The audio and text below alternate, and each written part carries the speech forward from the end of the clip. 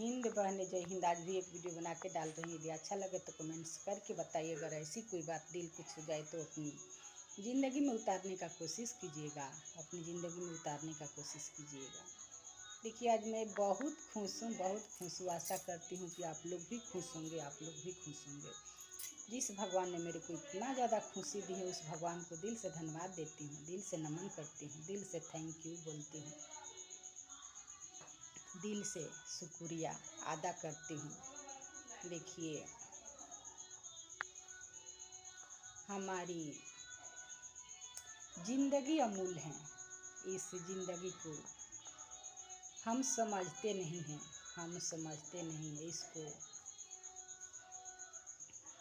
भगवान ने किस हमारे कर्म से खुश होकर ये ज़िंदगी दी है, इसको समझने की कोशिश करें तो हम आनंद में रहेंगे और अपने कर्म पे भी विशेष ध्यान देंगे। हमारा क्या कर्म है, क्या करने योग्य हैं, हमें ज्ञात रहेगा, हमें ज्ञात रहेगा। ऐसे में तो हम जो देखते हैं ऐसे तो बोला करते हैं। शास्त्र में भी लिखा हुआ है कि 84 लाख जीव जंतु हैं, 84 लाख योनि है, पर हम जो देखते हैं उसी को देख लीजिए, उसी को देख लीजिए। बहुत सारे कीड़े मकोड़े हैं, बहुत सारे कीड़े मकोड़े हैं। वो कैसे ज़िंदगी बिताते हैं और हम कैसे बिताते हैं, हम कैसे बिताते हैं। इसमें भी कोई ऐसे मनुष्य हैं जो कीड़े मकोड़े से भी गए गुजरे हैं, कीड़े मकोड़े से भी गए गुजरे कर्म किया करते हैं। तो हम अपने ज़िंदगी को समझ ले तो अपने आप को समझने का कोशिश करें तो शायद सबसे अच्छा रहेगा, सबसे अच्छा रहेगा। और आनंद में भी रहेंगे, आनंद में भी रहेंगे। इसके विषय पे एक महात्मा बुद्ध के ही कथा सुना रही हूँ। एक राजा रहते हैं जो शिकार करने जाते हैं, रास्ता भूल जाते हैं और जंगल की तरफ चले जाते हैं। बहुत समय लग जाता है, जिसके कारण उनको भूख प्यास लग जाता है। वहाँ पे कोई उनके साथ भी नहीं है और खाने पीने का चीज़ भी कोई दिखाई नहीं दे रहा है और वो भूख प्यास से व्याकुल हो रहे हैं। तब एक लकड़हारा, बहुत दूर जाने के बाद एक लकड़हारा लकड़ी काट रहा था। उनके पास वो राजा जाते हैं और बोला करते हैं, आपके पास कुछ खाने का है क्या? उनके पास रोटी था। वो राजा को बैठाया और बोला कि बैठिए, तब तक मैं पानी लेकर आया और रोटी उनको खाने को दिया। राजा रोटी खाकर पानी पिए और जिनका शांत मन रहता है, जिनको धर्म पे भरोसा रहता है, जो अपने कर्म को अच्छा से निभाते हैं, उनको किसी ने एहसान भी किए तो उसका बदला चुकाने का सोचा करते हैं पहले भी और आज भी। और जो अपने कर्म का निर्वाह नहीं करते, उनको किसी का एहसान किया, अपना प्राण भी कोई दे दे तो उसका भी बदला नहीं चुकाने नहीं चाहते। तो राजा बोले कि इस आपत्ति के समय में आपने मेरी मदद की, आपको कभी भी किसी चीज़ की ज़रूरत हो तो मेरे को याद कीजिएगा, यानी मेरे पास आइएगा। तो कुछ दिन बाद जिस जंगल में वो लकड़ी काट रहा था, वहाँ की लकड़ियाँ समाप्त हो गई थी। वो लकड़ी काट कर कोयले बनाता था और शहर में ले जाकर बेचा करता था, जिससे उनका घर बसर चलता था, गुजारा होता था। वो पेड़ समाप्त होने ही वाला था और हो भी गया। तो फिर वो राजा को याद किया, राजा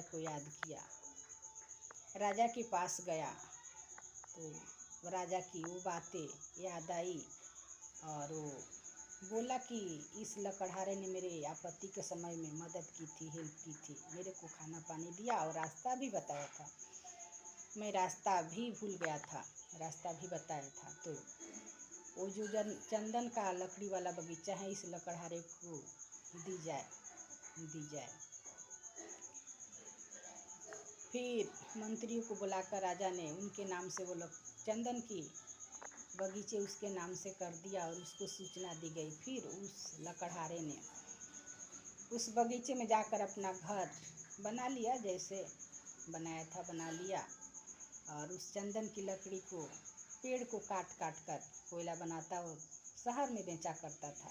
उनको पता नहीं था कि ये चंदन की लकड़ी है और इतनी कीमती है। फिर वो भी चंदन की बगीचे साफ कर दिए। वैसे ही करके इस वीडियो बनाते समय मेरे को चंदन की खुशबू आ रही है। जो जीवन रूपी हमारी चंदन की बगीचे भगवान ने दिए हैं, उसकी खुशबू है। तो फिर उस चंदन के बगीचे को भी उस लकड़हारे ने समाप्त कर दिए। फिर एक रोज राजा को याद आया कि चल के देखे हम उस लकड़हारे को, अब तो बहुत धनवान हो गया होगा। तो फिर राजा कुछ मंत्रियों के साथ वहाँ पे जाते हैं तो वहाँ पे बगीचा साफ है। वो राजा बोले कि क्या हम दूसरे जगह तो नहीं आ गए। तो मंत्रियों ने जांच पड़ताल किया और बोला कि नहीं, जगह तो वही है। फिर कुछ आगे गए तो उस लकड़हारे ने दिखाई दिया। फिर उनके पास गए तो लकड़हारे उसी मुद्रा में बैठा हुआ था, उदास मुद्रा में बैठा हुआ था कि ये चंदन की ये लकड़ी समाप्त होने वाली है, फिर अब हमारा क्या होगा, हमारे ज़िंदगी का क्या होगा। तो राजा ने पूछा कि क्या भाई, क्यों उदास बैठे हो? तो बोले कि चंदन की पेड़ भी समाप्त होने वाली है, इसके बाद हमारा क्या होगा। तो राजा ने सब पूछे बातें जानकारी ली तो वो बताया कि इस लकड़ी को काट कर कोयला बनाकर बेचता हूँ। तो राजा ने बोले कि ये चंदन का पेड़ है, इसका ज्ञान आपको है या नहीं है? बोले चंदन का लकड़ी क्या होता है। फिर राजा ने बोले कि इस लकड़ी को ऐसे ही काटो थोड़ा सा और ले जाके बाजार में बेचो। फिर वो बाजार में लेकर गया तो उस लकड़ी को बहुत महंगे बेचा और फिर सर पीट कर रोने लगा कि मैंने क्या कर दिया। तो रोने से कुछ नहीं होगा। फिर रोया धोया, फिर आया और जो बचा हुआ था उसी का सही उपयोग किया और वह लकड़हारा धनवान बन गया। तो वैसे ही हमारी ये जीवन रूपी सांस जो हैं वो भगवान किस हमारे कर्म के फल से खुश होकर ये जिंदगी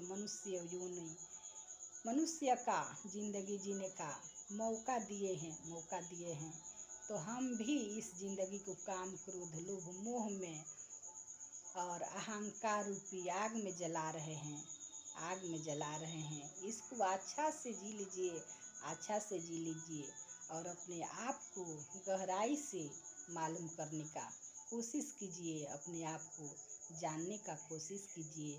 हम अपने कर्म को भी ध्यान में रखेंगे ऐसा करने से, और अपने अधिकार तो अपने आप प्राप्त हो जाएगा। यदि हमारा कर्म सुधर गया तो हमारा अधिकार अपने आप प्राप्त हो जाएगा। हमें कोई नहीं जानते हैं वो भी जानने लग जाएंगे। सिर्फ हमारे कर्म करने का ही अधिकार है। यदि हमारा कर्म अच्छा रहा तो हमारे भगवान जो चंदन रूपी जीवन दिए हैं वो कभी हमें बुरा चाहेंगे ही नहीं और बुरा होने भी नहीं देंगे। एक बार हम यूज करके देखे। हम तो उस लकड़हारे की तरह ये जिंदगी ऐसे ही गंवा रहे हैं, कोयला बना बना कर बेच रहे